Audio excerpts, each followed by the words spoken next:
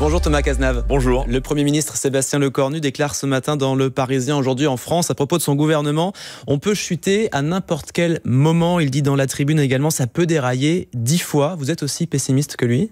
C'est pas qu'on est pessimiste que je suis pessimiste. Ce que dit Sébastien Lecornu, c'est la réalité depuis le début. Donc réaliste. Réaliste, on sait tout à fait qu'à un moment, les oppositions peuvent ensemble décider de voter une motion de censure si les compromis ne sont pas trouvés. Et ça, depuis le premier jour, j'ai envie de dire, de Sébastien Lecornu. Donc la donne n'a pas changé.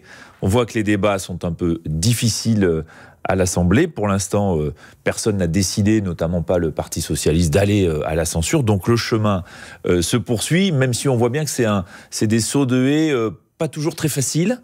Mais pour l'instant, pas d'accident, mais il reste encore quelques virages compliqués.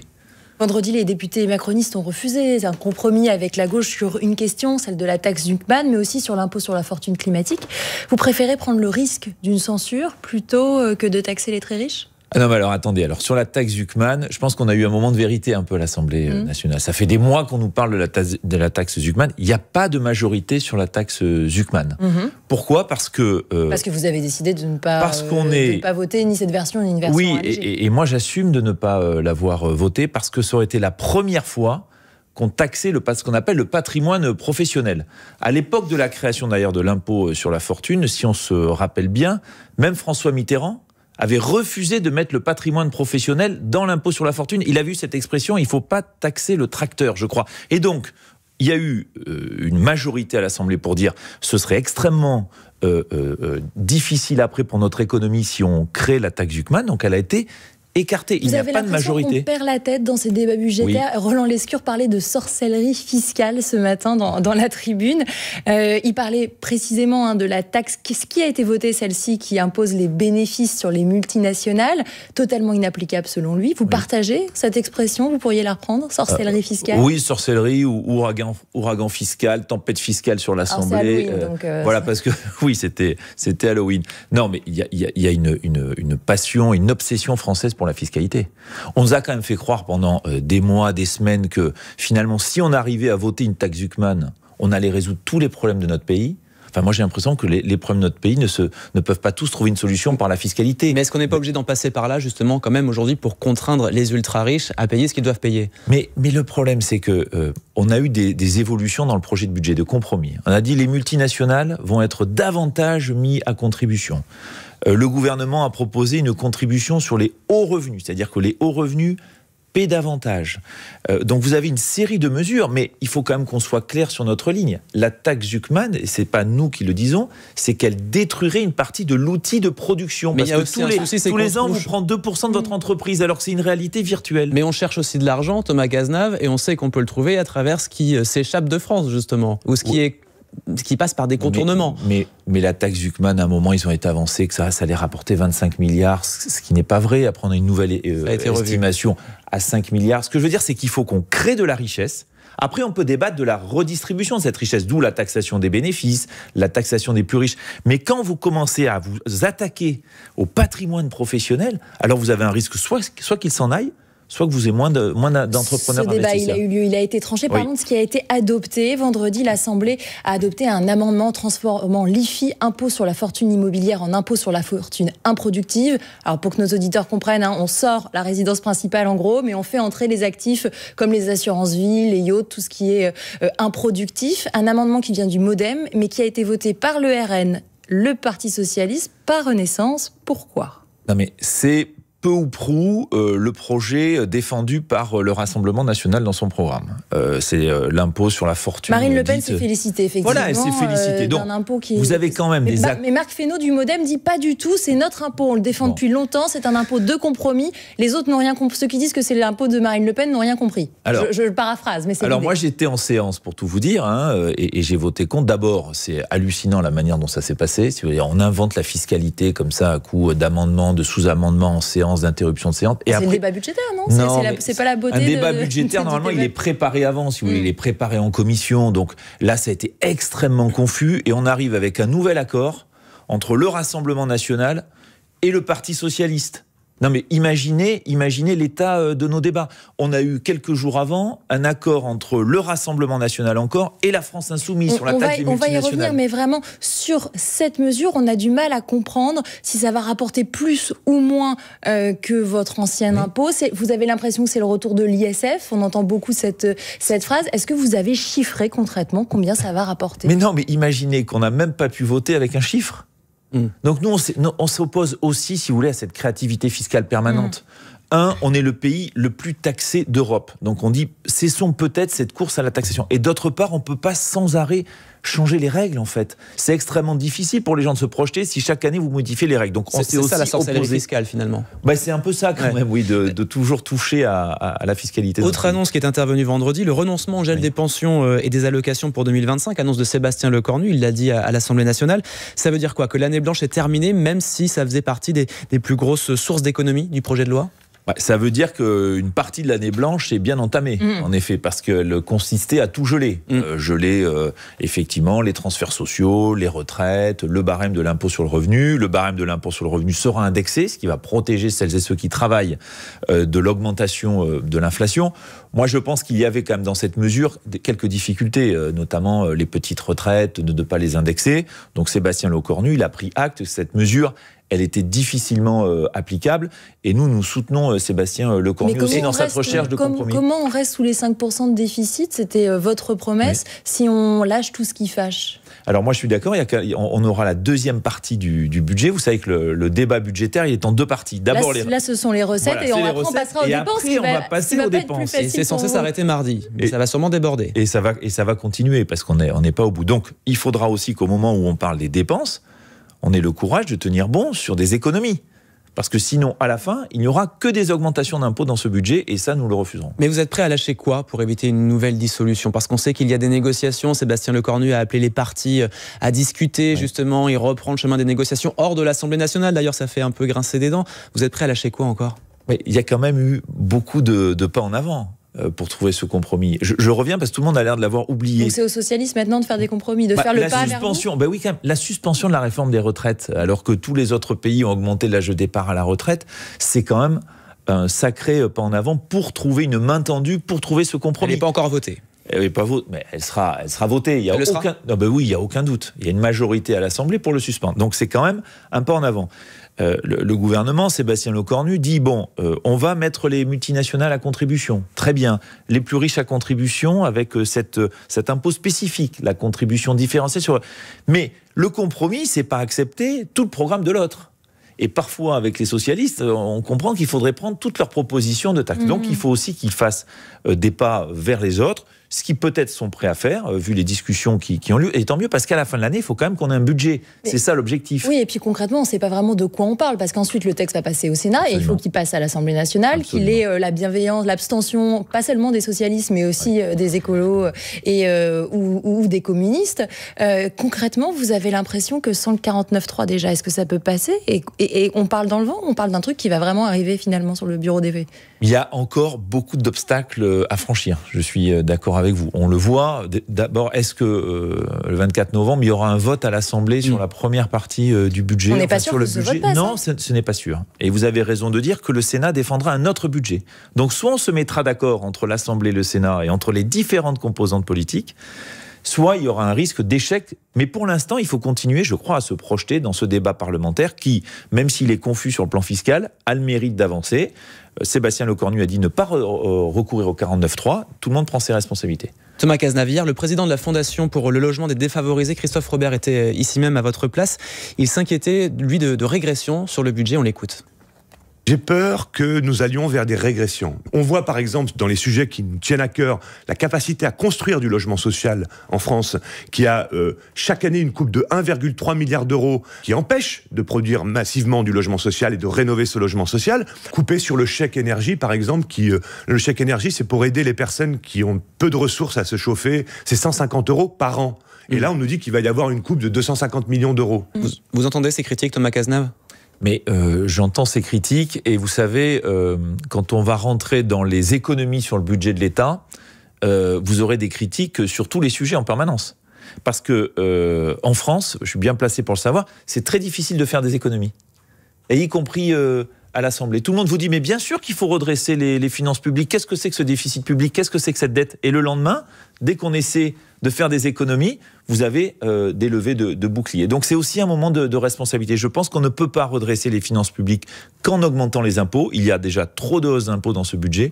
Et je pense qu'il faut qu'on soit un peu responsable et qu'on se dise qu'il est possible dans notre pays de faire des économies sur tout un tas de sujets. Thomas Cazenave, député de Gironde, député Renaissance de Gironde, ancien ministre en charge des comptes publics. Vous restez avec nous, 8h45 sur France Info. C'est l'heure du Fil Info avec Manon Lombard-Brunel. 2 nouvelles personnes, un homme et une femme, ont été mises en examen hier, 2 semaines après le cambriolage au musée du Louvre. L'homme est soupçonné d'avoir été l'un des membres du commando. C'est ce que confirme ce matin sur France Info la procureure de la République de Paris, Laure Becchio, qui donne également des précisions sur le profil de cet homme, déjà connu de la justice. 11 condamnations au total, notamment pour des faits de vol. Il connaissait l'un des 4 autres mis en examen dans cette affaire. Chine lance une enquête interne. Le géant chinois du commerce en ligne est mis en cause par la répression des fraudes en France, accusé d'avoir vendu des poupées à caractère pédopornographique sur son site. Elles ont depuis été retirées de la plateforme. Un signalement a été fait au parquet de Paris. Le Premier ministre britannique dénonce une attaque extrêmement préoccupante. Hier, 10 personnes ont été blessées, dont 9 gravement. Attaque au couteau dans un train en direction de Londres. 2 personnes ont été interpellées. Et puis en rugby, c'est une nouvelle qui doit ravir ce matin les fans du Stade Toulousain. Antoine Dupont prolonge chez les Rouges et Noirs, 4 saisons de plus pour le demi-de-mêlée français. La prolongation a été officialisée hier soir. France Info. Le 8-30 France Info, Benjamin Fontaine, Camille Vigonne-Lecoat. Thomas Cazenave, vous êtes toujours avec nous sur France Info. Député Renaissance de Gironde, on le disait, mais aussi compagnon de route d'Emmanuel Macron depuis le début, toujours fidèle, c'est pas le cas de tout le monde.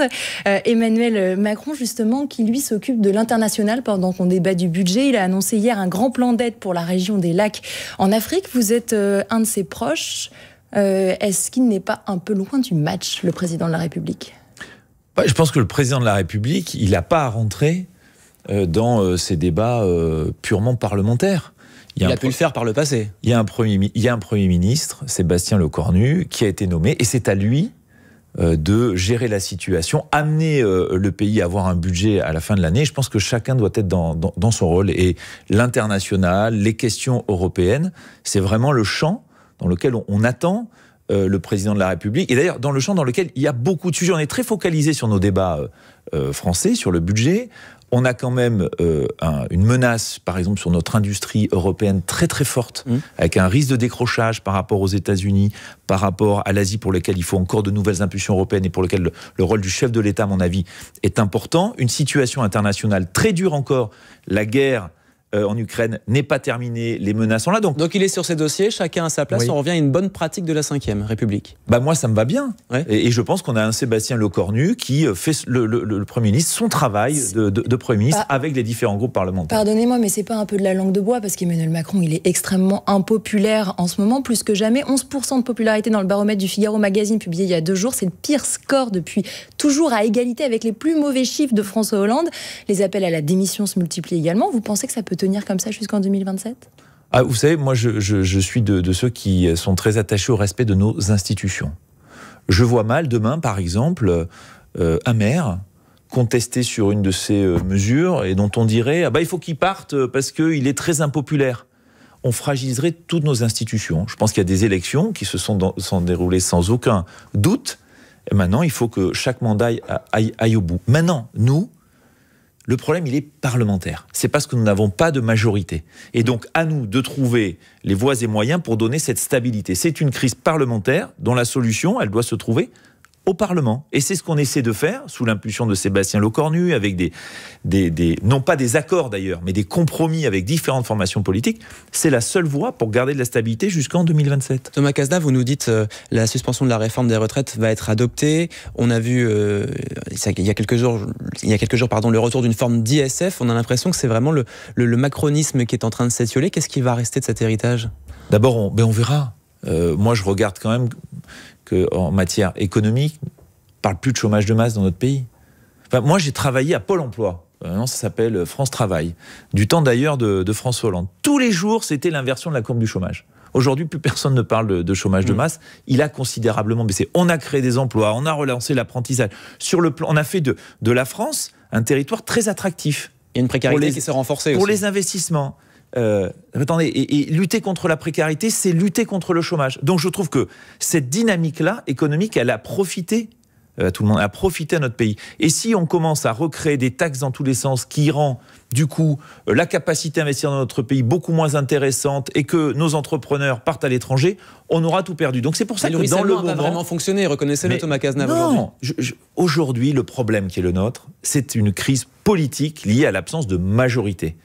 Moi, je considère que de majorité qui est de majorité absolue. Par le président de la je veux République. dire, si on commence, si à la fin là, la taxe sur les multinationales devait être adoptée, la taxe sur les superdividendes, la taxe du CMAN complètement écartée, mais si vous auriez un signal négatif envoyé à toutes les entreprises, à tous les investisseurs, catastrophique pour notre pays. Donc c'est un problème parlementaire, mais les solutions proposées par le Parlement pour le régler ne sont pas les bonnes. Non, je dis juste que on aura le débat avec le Sénat et qu'à la fin, d'abord, nous on veut qu'on ait un budget, on veut avoir un budget avant la fin de l'année. Je dis juste que c'est normal aussi que nous on défende notre idée sur notre vision et on dit attention.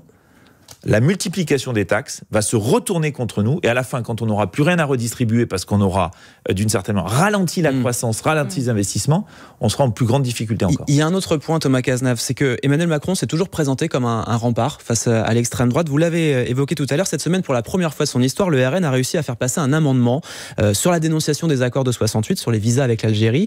Si on ajoute à cela le fait que l'extrême droite n'a jamais été aussi forte à l'Assemblée nationale, est-ce que ce pari-là n'a pas été raté par Emmanuel Macron ? Vous savez, moi je me bats tous les jours contre le Rassemblement national. Alors d'abord en 2022, puis en 2024 chez moi à Bordeaux. Et je pense que les solutions qu'il propose ne sont pas les bonnes. Et à nous Il arrive à les faire adopter aujourd'hui. Mais attendez, par exemple, l'impôt, le nouvel ISF, il a été voté avec les voix du Parti Socialiste quand même. Restons sur cet amendement qui, en l'occurrence, a été voté grâce aux voix d'Horizon, notamment. Horizon, votre allié à l'Assemblée nationale, le parti d'Édouard Philippe, l'ancien Premier ministre d'Emmanuel Macron. Comment est-ce que vous jugez ce vote de la part des élus d'Édouard Philippe ? Je ne sais pas s'ils étaient très très nombreux à ce moment-là dans l'hémicycle. Ceux qui étaient le plus nombreux et qui ont fait la bascule, je le redis, et d'ailleurs ils étaient très ennuyés. Ça s'est fait une voix, donc chaque personne qui a voté pour... On parle des accords. Pardon, accord AGEL, bien sûr, bien sûr. Nous, on a voté contre, on n'était pas assez nombreux dans l'hémicycle. Moi j'y étais, j'ai regretté qu'une partie... Gabriel Attal, par exemple. J'ai regretté qu'une partie de nos collègues n'y était pas, et que c'est pas anodin de voir un texte proposé par le Rassemblement national adopté. Bon, mais je dis juste, et je faisais le lien avec la procédure budgétaire, il y a aussi des propositions du Rassemblement national qui sont adoptées, y compris avec des voix d'autres formations modérées, comme le Parti socialiste. Donc, il y a quand même une grande confusion actuellement au Parlement. Nous, notre ligne, elle est claire. Moi, je l'ai redit. On défend effectivement une politique de développement économique, une politique pro-européenne, on est contre le repli et contre les mesures démagogiques et on continue à le dire, même si on est battu dans l'hémicycle, et je crois qu'il faut assumer notre identité politique. Et quant au Rassemblement national, effectivement c'était la première fois, mais j'étais responsable du texte du délit de séjour irrégulier qui est venu juste après, on a réussi à le faire battre par la mobilisation large, y compris des forces du bloc central. Mais très clairement, est-ce que vous craignez que ces 10 ans de macronisme se terminent avec l'accession du RN au pouvoir ? Moi je vais tout faire pour que ça n'arrive pas. Je me bats quotidiennement, y compris dans ma circonscription à Bordeaux. Et puis, il faut les débusquer pied à pied. On avait dit, ils sont formidables maintenant sur le plan économique. J'entends des chefs d'entreprise en disant, le RN, finalement, c'est pas si mal. Mais le RN, je suis désolé, ils nous ont voté la taxe sur les multinationales, 25 milliards de plus sur nos entreprises, ça va être une catastrophe. Ils nous ont voté un nouvel impôt sur la fortune dite improductive, qui est incompréhensible. Donc, sur le plan économique, je continue à dire qu'ils ne défendent pas les bonnes solutions. Et c'est à nous, dans le débat parlementaire, à le dénoncer. Merci beaucoup Thomas Cazenave, député Renaissance de Gironde, d'avoir été avec nous ce matin. Merci Camille Vigogne-Lequat. On vous lit évidemment dans les pages politiques du Nouvel Obs. Bonne journée, cette interview est à retrouver en intégralité sur la page YouTube de France Info. L'info continue.